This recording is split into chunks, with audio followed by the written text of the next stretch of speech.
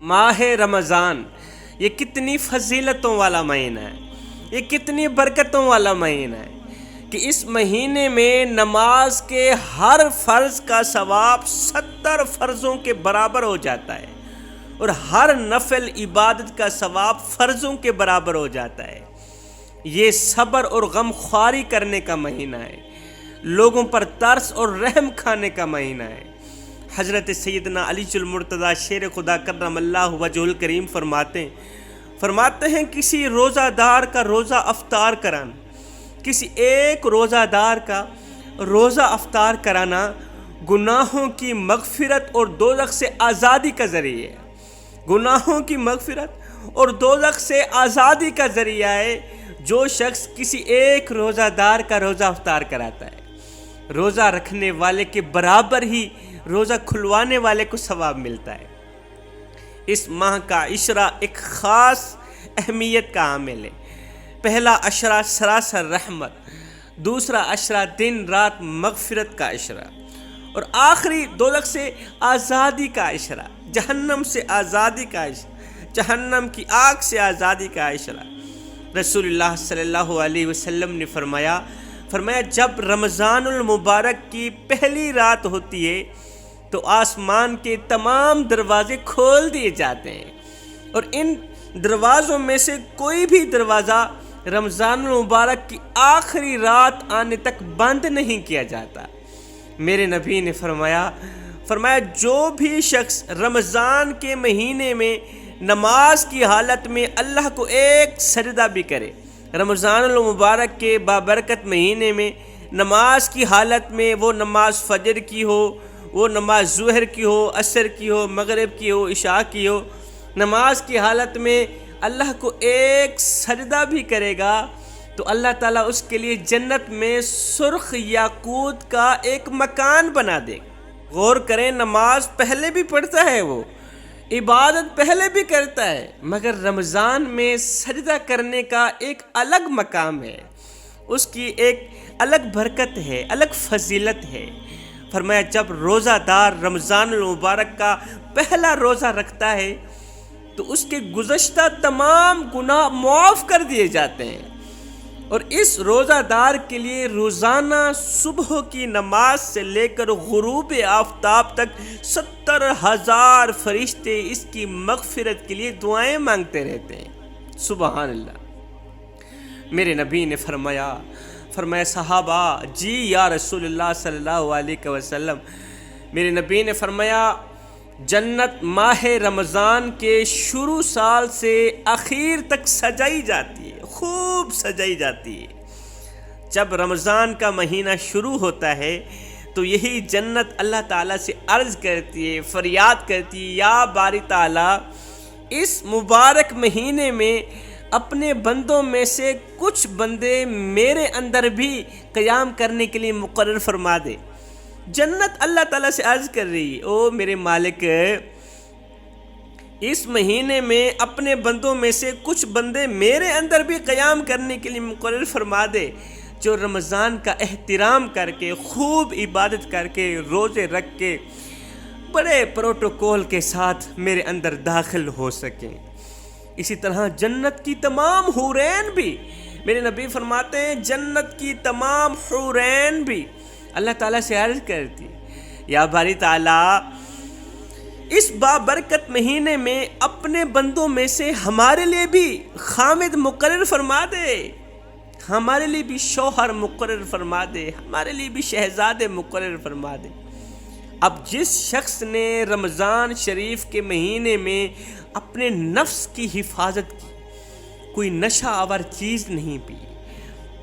نہ کسی مومن پر بہتان لگایا، نہ کوئی کسی قسم کا گناہ کیا، کانوں سے گندا نہیں سنا، زبان سے گندا نہیں بولا، آنکھوں سے گندے مناظر نہیں دیکھے، زبان سے گندے جملے نہیں بولے،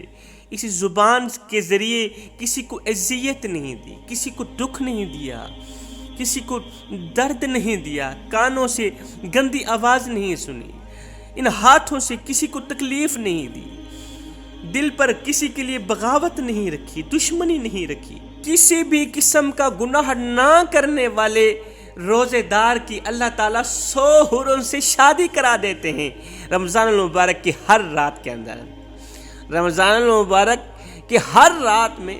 اس طرح کے روزہ دار کی اللہ تعالیٰ 100 حوروں سے شادی کرا دیتے ہیں، اور ایسے روزہ دار کے لیے جنت میں ایک محل سونے، چاندی، یاقوت اور زمرد کا تیار کر دیتے ہیں میرے اللہ۔ آپ کو یہ بھی بتاتا چلوں کہ اس محل کی لمبائی اور چوڑائی کتنی ہوگی۔ جو محل روزے دار کے لیے جنت میں اللہ تعالیٰ نے چاندی، یاقوت اور زمرد سے تیار کیا ہے، اس محل کی لمبائی اور چوڑائی کتنی ہوگی۔ اس محل کی لمبائی اور چوڑائی کا عالم یہ ہے کہ اگر ساری دنیا اکٹھی کر کے اس محل میں رکھ دی جائے تو ایسے معلوم ہوگا جیسے دنیا میں کوئی بکریوں کا باڑہ، جس طرح دنیا کے مقابلے میں بکریوں کا باڑہ چھوٹا سا معلوم ہوتا ہے، اسی طرح اگر ساری دنیا جنت کے اس محل میں رکھ دی جائے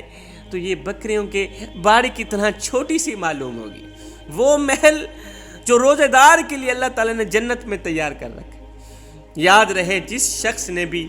اس مبارک مہینے میں کوئی نشہ والی چیز پی یا کسی مومن پر کوئی بہتان لگایا، گناہ کبیرہ کیا، کسی پر ظلم کیا، کسی کو نہ حق قتل کیا، کسی پر نہ حق ظلم کیا، تو یاد رکھنا جوانو، اللہ تعالیٰ اس کے سال بھر کے تمام نیک اعمال اس کے منہ پہ مار دے گا، ضائع کر دے گا۔ اس ماہ کو اللہ تعالیٰ نے اپنی عبادت کے لیے خاص فرمایا، صرف اپنی عبادت کے لیے خاص فرمایا، جس کے لیے خصوصی انتظام بھی فرما دیا کہ بڑے بڑے شیطان جو عبادت سے روکتے ہیں یا تمہاری عبادت میں خلل ڈالتے ہیں، انہیں اس مہینے میں بند کر دیا ہے۔ بڑے بڑے شیطان اس مہینے میں بند کر دیے جاتے ہیں، زنجیروں کے ساتھ جکڑ دیے جاتے ہیں تاکہ وہ مسلمانوں کی عبادت خراب نہ کر سکیں۔ جب رمضان شریف کے مہینے کی پہلی رات ہوتی ہے، سبحان اللہ، جب پہلی رات ہوتی ہے تو جنت کے تمام دروازے کھول دیے جاتے ہیں، اور پورے مہینے یہ دروازے کھلے رہتے ہیں، اور ان میں سے کوئی ایک دروازہ بھی پورے مہینے بند نہیں ہوتا۔ اللہ تعالیٰ رمضان المبارک کے مہینے میں روزانہ رات کو روزہ افطار کرتے وقت 60,000 آدمیوں کو جہنم سے بری فرماتا ہے۔ 60,000 آدمیوں کو جہنم سے نکال کر جنت میں ڈالتا ہے۔ فرمایا روزہ دار کے منہ کی بدبو جو بھوک کی وجہ سے پیدا ہوتی ہے نا، اللہ تعالیٰ کے نزدیک مشک سے بھی زیادہ پسندیدہ ہے۔ ان کے لیے دریا کی مچھلیاں دعائے مغفرت کرتی ہیں۔ روزانہ ہر روز جنت روزہ داروں کے لیے سجائی جاتی ہے۔ ہر صبح میرا اللہ رحمت کی نگاہ سے دیکھتا ہے، کرم کی نگاہ سے دیکھتا ہے دنیا والوں کو، اور فرماتا ہے دنیا والو، ہے کوئی مجھ سے بخشش طلب کرنے والا کہ میں رمضان المبارک کے صدقے ان کے تمام گناہوں کو بخش دوں؟ ہے کوئی مجھ سے روزی طلب کرنے والا؟ میں اپنے رمضان کے صدقے ان کو اس طرح رزق وسیع عطا کروں کہ انہیں مالا مال کر دوں۔ اور ہے کوئی بے اولاد مجھ سے نیک اولاد طلب کرنے والا، صالح اولاد مانگنے والا؟ آج میں ان کی خالی جھولیوں کو بھر دوں، سوکھی جھولیوں کو ہری کر دوں۔ اللہ تعالیٰ سے دعا ہے کہ اللہ تعالیٰ ہمیں رمضان کا ادب و احترام کرنے کی توفیق عطا فرمائے، روزہ رکھنے کی توفیق عطا فرمائے، تراویح پڑھنے کی توفیق عطا فرمائے، نماز پنجگانہ با جماعت ادا کرنے کی توفیق عطا فرمائے۔ آمین ثم آمین، وما علینا الا البلاغ المبین۔